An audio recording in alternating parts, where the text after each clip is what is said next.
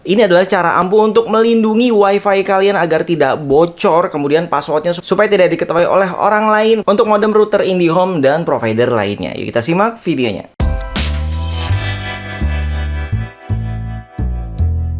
Assalamualaikum sahabat Viz TV. Oke, jadi kalau misalkan kita baru masang WiFi, apalagi baru masang yang IndiHome pakai G-Tune yang sekarang lagi ramai, biasanya menggunakan tipe modem yang ZTE F670L. Tapi tenang aja, bagi modem yang lain juga bisa disetting ya. Bedanya yang terbaru pakai G-Tune kan ada 2,4 GHz dan 5 GHz. Kalau modemnya masih ada, seingat saya kemarin saya tanya teknisinya, bahkan di sini ya itu udah pada habis modemnya.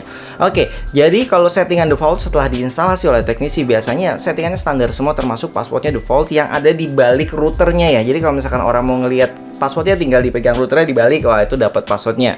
Terus kemudian ada juga tipe login menggunakan WPS yang ada di samping modem routernya, itu tinggal dipencet, terus di HP juga dikonekkan WPS itu, maka otomatis akan connect. Dan bahkan di aplikasi Play Store aja ada aplikasi yang untuk konekin ke WiFi orang tanpa password. Nah itu kan bahaya banget. Jadi gimana caranya supaya WiFi kita ini nggak kebobolan gitu ya passwordnya ya. Jadi ini dia caranya, saya bagi menjadi 3 tahap. Sobat nggak harus lakukan semua, tapi kalau dilakukan semua ini udah cara paling jitu banget yang anti kebobolan, anti bocor. Intinya password sobat akan aman. Oke, yuk langsung aja kita simak videonya. Oke, untuk cara yang pertama ini saya contohkan di HP ya, di komputer juga bisa. Jadi dibuka WiFi sobat yang udah connect. Terus setelah itu pilih tanda panah yang di kanan ya. Nah, di sini sobat bisa lihat nih routernya ya. Jadi ini adalah IP routernya 192.168.1.1. Biasanya ada yang 101, ada yang 01. Jadi silahkan dicek masing-masing. Jadi IP-nya beda-beda ya. Selanjutnya sobat juga bisa akses dari Google Chrome di HP. Jadi tinggal diketik tuh IP yang tadi ya. Jadi 192, kalau punya saya kan 168.1.1. Oke, kita akan masuk ke dalam settingannya ya. Untuk settingan ini saya akan menggunakan PC supaya gambarnya lebih jelas. Oke, untuk di PC juga sama ya. Jadi langsung aja diketik. Kemudian untuk passwordnya beda-beda. Untuk modem saya itu F670L. Nah, mungkin punya sobat beda. Ada yang tanpa L atau yang pakai L. Jadi bedanya kalau yang L ini ada yang 5 GHz ya. Kalau yang tanpa L itu cuma 2,4. Oke, saya masukkan passwordnya di sini, ada yang admin. Pokoknya passwordnya bisa beda-beda intinya. Kalau misalkan sobat bingung, ketik aja user. Itu udah pasti bisa login ya. Terus di bawahnya juga user.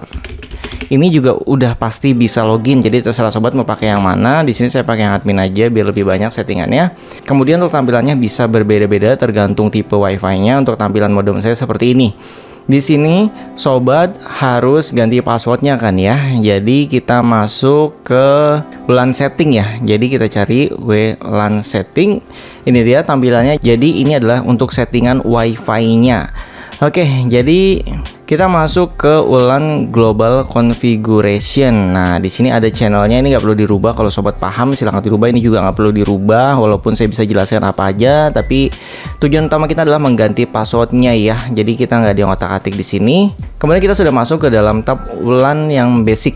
Oke, kemudian di sini sobat setting WLAN SSID karena di sini ada passwordnya ya. Oke, yang pertama adalah sobat harus ganti passwordnya minimal 8 karakter dan yang pasti harus bisa dihafal ya, dihafalin. Terus kemudian untuk security-nya ini jangan pilih yang ada WPA-nya.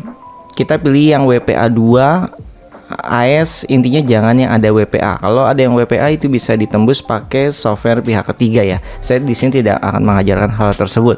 Oke, jadi intinya dirubah ke WPA 2 aja supaya lebih aman. Terus kalau sudah ganti settingan ini dan password, sobat bisa pilih apply. Oke, selanjutnya untuk keamanan nomor 2 ya. Sobat masih di dalam tab ini, kemudian kita cari yang tulisannya WPS. Ini dia.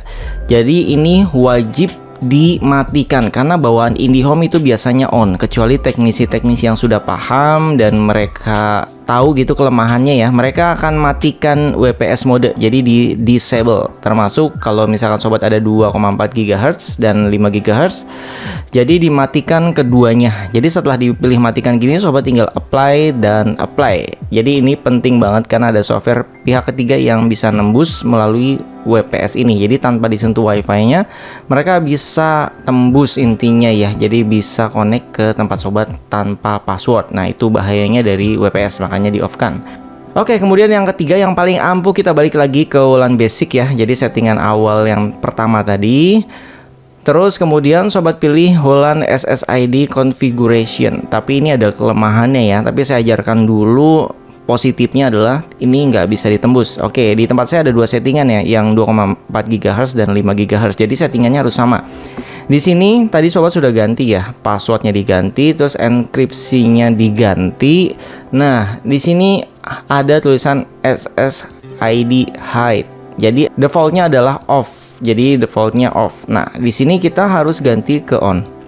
Kita ganti ke on ya untuk kedua namanya. Kalau sobat ada dua gelombang, ada dua frekuensi. Tapi ini ada kelemahannya ya. Kelemahannya adalah kalau ada gadget atau HP yang belum pernah connect, misalkan teman kita main ke rumah pin connect HP, itu harus dikonekkan secara manual. Jadi input secara manual. Tapi kalau sudah pernah terkoneksi itu akan otomatis connect. Jadi setelah settingan ini diganti on, jadi kita hidden ya untuk SSID kita, kemudian kita klik apply dan apply. Makanya kalau misalkan nanti ada HP orang scan wifi di rumah kita, itu nggak ada SSID wifi kita, jadi benar-benar tersembunyi. Makanya nggak semua orang bisa connect, karena untuk masukin SSID-nya aja besar kecilnya harus sama kayak ini ya, Mi Home. Jadi M-nya besar dan H-nya besar.